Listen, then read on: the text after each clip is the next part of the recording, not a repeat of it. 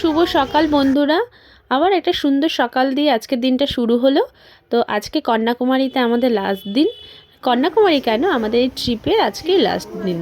তো রাতে আমাদের ট্রেন আছে, তো আমরা এখন সাইট সিনে বেরিয়ে গেছি। আর বেশিরভাগ কন্যাকুমারীতে সবই মন্দির। কালকে গেছিলাম বিবেকানন্দ রক, ওটা দেখেছি। আর আজকে যেই সব জায়গায় গেছি সবই মন্দির।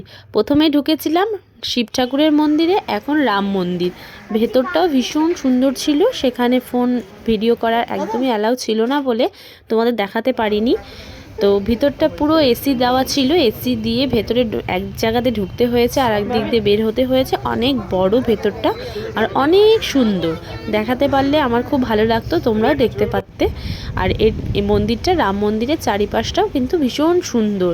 চারিপাশটায় প্রতিটা ঠাকুরের মূর্তি দিয়ে ঘেরা। আজকে ভীষণ রোদ উঠেছে আর পায়ের নিচে না প্রচণ্ড গরম লাগছে বলে ওরা পেতে রেখেছিল বস্তাগুলো। এখন আবার অন্য মন্দিরে চলে এসেছি। আমার মন্দিরটার নাম আমি ঠিক বলতে পারছি না, কিন্তু এই মন্দিরটাও ভীষণ সুন্দর। কিন্তু মন্দিরগুলোতে একটাই প্রবলেম, এত সিঁড়ি, এত উপরে উঠতে হচ্ছিল যে একটু কষ্ট হচ্ছিল। আমাদের অতটাও কষ্ট হয়নি, কিন্তু যারা বয়স্ক তাদের ভীষণ কষ্ট হচ্ছিল। যেমন আমার শাশুড়ি মার পায়ে ব্যথা, শাশুড়ি মার অসুবিধা হচ্ছিল, আমার শ্বশুরমশাইয়ের অসুবিধা হচ্ছিল। আমাদের হোটেলটা কিন্তু এখান থেকে মোটামুটি দেখা যাচ্ছে এই চার্চটার পাশে আমাদের হোটেলটা।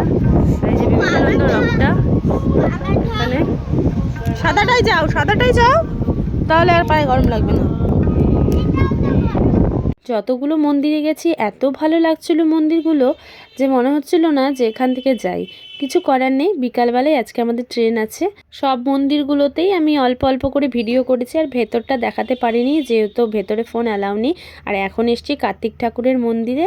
এই মন্দিরটা থেকে পুরো কন্যাকুমারীর ভিউটা দেখা যাচ্ছে। একপাশে পাহাড়, মাঝখানে সমুদ্র, একপাশে জঙ্গল। তো এরপরে আমরা হোটেলে চলে গেছিলাম আর এখন আমরা ট্রেনেও উঠে গেছি। আবার দেখা হবে তোমাদের সাথে কালকে। তো চলো আজকের মতো টাটা।